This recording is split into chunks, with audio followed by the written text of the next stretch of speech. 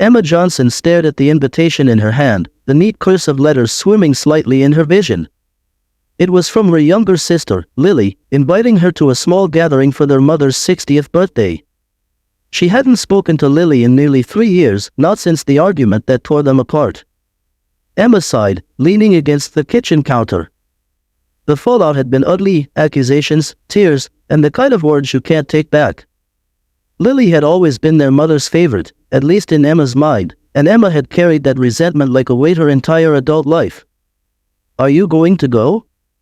Emma turned to see her husband, Mark, watching her from across the kitchen. He stood with their 6-year-old son, Josh, perched on his hip, both of them waiting for her answer. Emma tucked a strand of hair behind her ear. "I don't know." Mark gave her a patient look. "You haven't seen them in a long time. It might be good for everyone."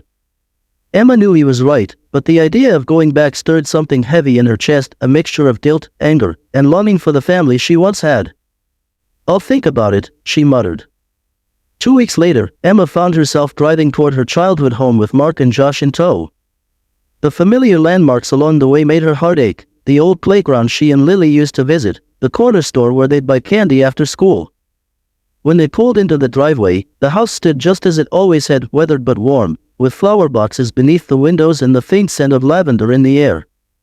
Lily was standing on the porch, hands on her hips, looking just as Emma remembered, except now there were faint lines at the corners of her eyes, and the easy smile she used to wear was gone. "Hey," Lily said quietly as Emma got out of the car. "Hey." For a moment, they just stared at each other, neither knowing how to bridge the years of silence. Josh tugged on Emma's hand. "Is this Grandma's house?" Emma smiled tightly. "Yes, sweetie. Come on, let's go inside." Inside, the house felt exactly the same, and that was both comforting and unsettling. The familiar smell of baked goods wafted from the kitchen, and framed photos of Emma, Lily, and their parents lined the walls. Their mother, Margaret, greeted Emma with open arms and a tearful smile. "Oh, Emma, it's so good to see you." Emma hugged her back, surprised at the lump forming in her throat. "It's good to see you too, Mom." Lily hovered nearby, watching them with an unreadable expression. Dinner was a strange mix of warmth and awkwardness. Mark made an effort to keep the conversation flowing, asking Margaret about her gardening and Lily about her new job. Emma mostly kept quiet, feeling like an outsider in her own family. But as the evening wore on, old tensions began to bubble beneath the surface.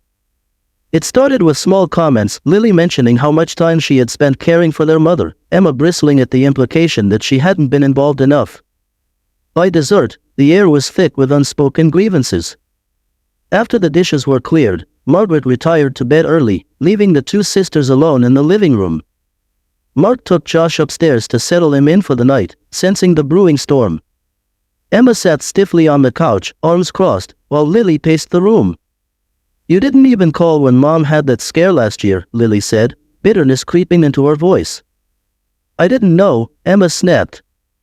"No one told me. Maybe if you picked up the phone once in a while, you'd know what's going on." Emma's hands clenched into fists. "You act like I abandoned her. I had a life too, Lily. A job, a family. Not everyone can drop everything to play caretaker." Lily stopped pacing and turned to face her sister, her eyes blazing. "It wasn't just about taking care of her, Emma. You left me to handle everything alone." The words hung in the air, raw and cutting. Emma opened her mouth to respond but stopped herself. For the first time, she saw the exhaustion in Lily's eyes, the weight she had been carrying for years.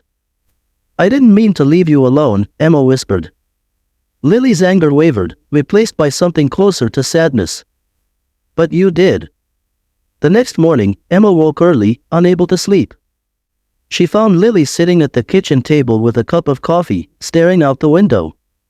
Emma hesitated before sitting down across from her. "Can we try to talk?" "Really talk?" Lily looked surprised but nodded. They sat in silence for a moment, each gathering the courage to be honest. "I know I wasn't around much," Emma began. "And I'm sorry. I guess I thought you had it all under control." You always seem so strong. Lily let out a soft, bitter laugh. That's the problem, isn't it? Everyone thinks I'm strong, so they think I don't need help. But I do. Emma felt a pang of guilt. I didn't know. I should have, but I didn't. Lily wiped at her eyes with the back of her hand. And I should have told you how hard it was. Instead, I just got angry. I kept thinking if you really cared, you'd know. Emma reached across the table, placing her hand over Lily's. I care. I always did. I just didn't know how to show it. For the first time in years, Lily smiled, not the guarded smile she'd worn the night before, but a real one. Maybe we can start over? Emma smiled back, a knot in her chest finally beginning to loosen. I'd like that. The birthday celebration went smoothly, with no more fights or awkward moments. It wasn't perfect, there were still things left unsaid, wounds that wouldn't heal overnight. But there was also laughter, shared memories, and a sense of hope for the future. When it was time to leave, Margaret hugged Emma tightly. Come back soon, okay? I will, Mom, Emma promised. And for the first time, she meant it. As they drove home, Mark glanced at Emma in the passenger seat. You okay? Emma nodded, a small smile playing on her lips. Yeah. I think I am. In the back seat, Josh was fast asleep, his small hand clutching a balloon from the party. Emma reached over and took Mark's hand, squeezing it gently. Family was messy, complicated, and hard, but maybe, just maybe, it was worth fighting for.